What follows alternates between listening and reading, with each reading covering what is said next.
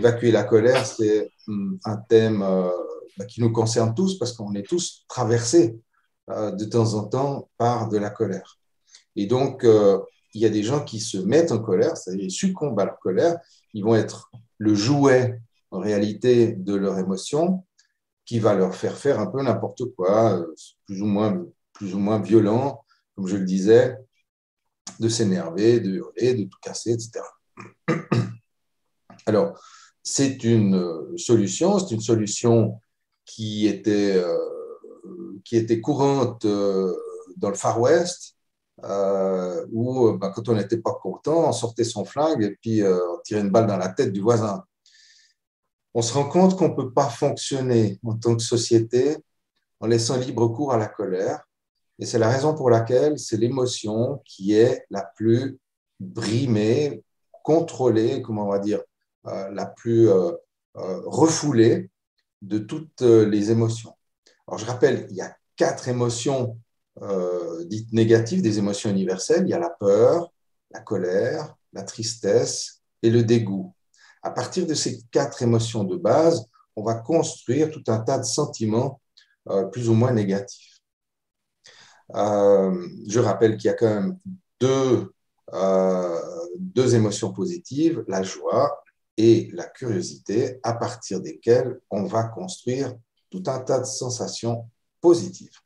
Mais pour revenir aux 4 émotions négatives, chacune de ces émotions nous apporte une information. En réalité, les émotions sont une sorte de perception des situations. Comme on a nos 5 sens pour percevoir le monde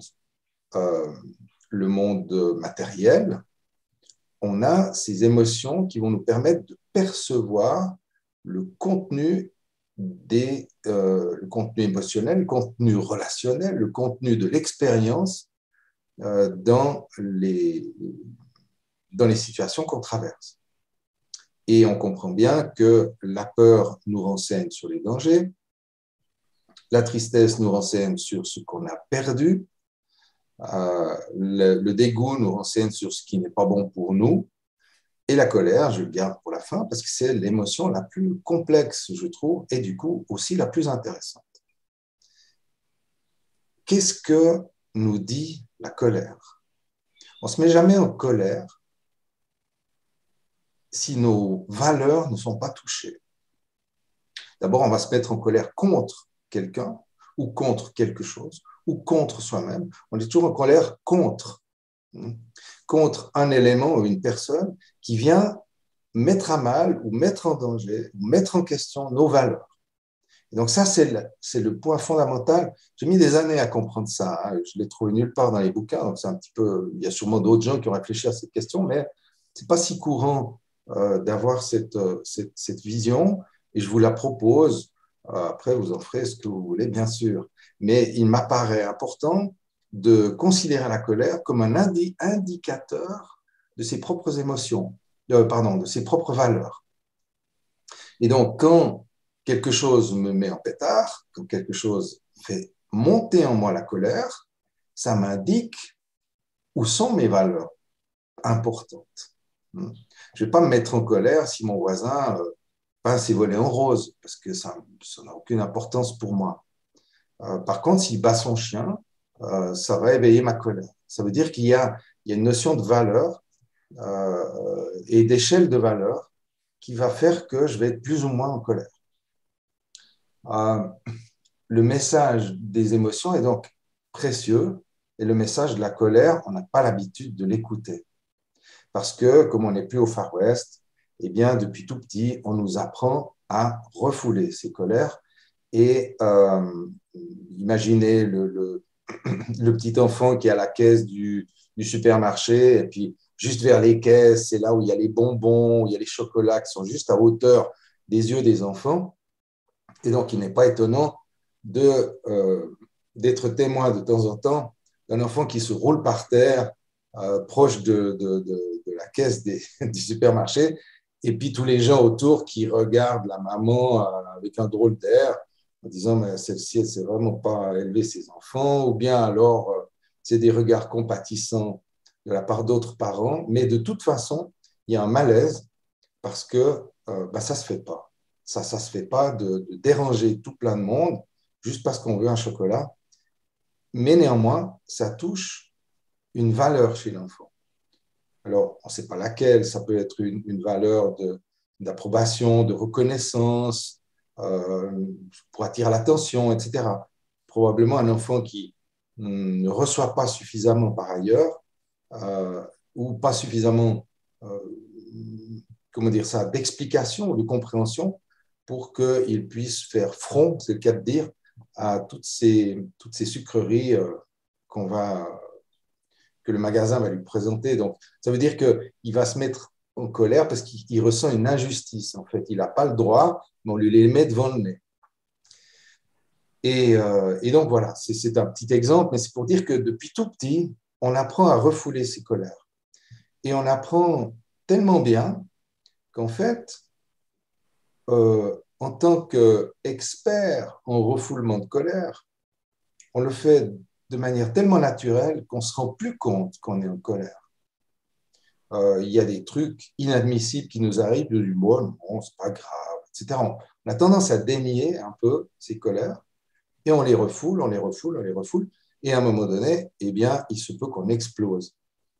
On devient un peu comme une sorte de bombe à retardement parce que toutes ces choses, toutes ces valeurs n'ont pas été reconnues, elles n'ont pas été affirmées et donc elles n'ont pas, elles demandent à être, quoi.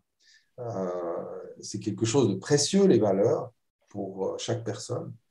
Et donc, la colère, souvent, n'a pas été entendue.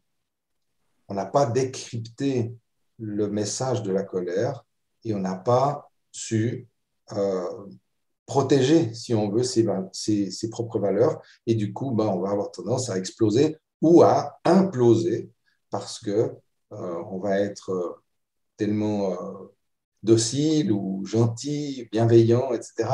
On ne veut pas que notre colère explose et puis qu'elle éclabousse les autres, donc on va les refouler. Et à la longue, ça va effectivement comment dire ça, se gonfler, s'intensifier jusqu'à ce qu'on ne puisse plus vraiment faire face.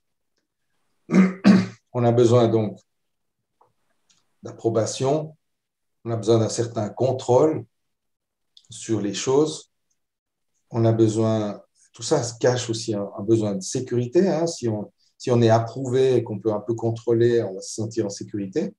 Et quand la colère est là, c'est le signe que nos valeurs, c'est-à-dire l'essence un peu de notre être, n'a pas été approuvée et on se sent insécure.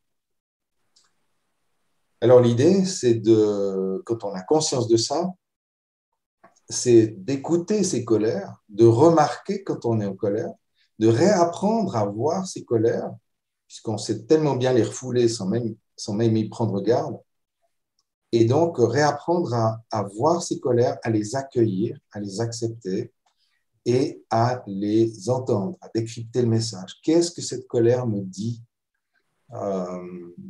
Quelle valeur cette colère est en train de mettre en lumière? Et à partir de là, quand cela est clair, on peut se positionner. Alors évidemment, ça demande aussi d'apprendre à dire non, d'apprendre à développer son estime de soi, d'apprendre à être plus confiant par rapport à ce qu'on est et à son rapport à l'autre. Mais ça nous permet du moins de savoir qu'est-ce qu'on est en train de protéger. Si je suis en train de protéger une valeur de type injustice, par exemple, enfin de type justice, en fait, si j'ai une vision élevée de la justice, une injustice va me mettre en colère. Et donc, si je sais voir cette colère, décrypter qu'il s'agit bien de justice, que c'est ça qui est en jeu, c'est ça que je veux défendre, alors je suis capable de me positionner fermement. On peut rester bienveillant, on peut rester poli, on peut rester dans la sérénité, dans le calme, mais être ferme. Et c'est ce que permet, en fait, l'identification de la valeur. Et la colère, donc, nous amène à identifier de mieux en mieux ces valeurs. J'espère que vous pouvez vous reconnaître un petit peu dans ce que je vous propose ici. Et donc, la solution, ça va être d'accueillir en fait l'émotion, de la laisser être, de se laisser être en colère. Pas se mettre en colère, hein, mais se mettre à l'écoute de sa colère, de la laisser être et de voir ce qu'elle nous dit. Quelle est la valeur qui est soulignée dans cette situation-là? Et ça nous amène à nous connaître aussi nous-mêmes de mieux en mieux, ce qui est évidemment essentiel, fondamental pour pouvoir se positionner face aux autres.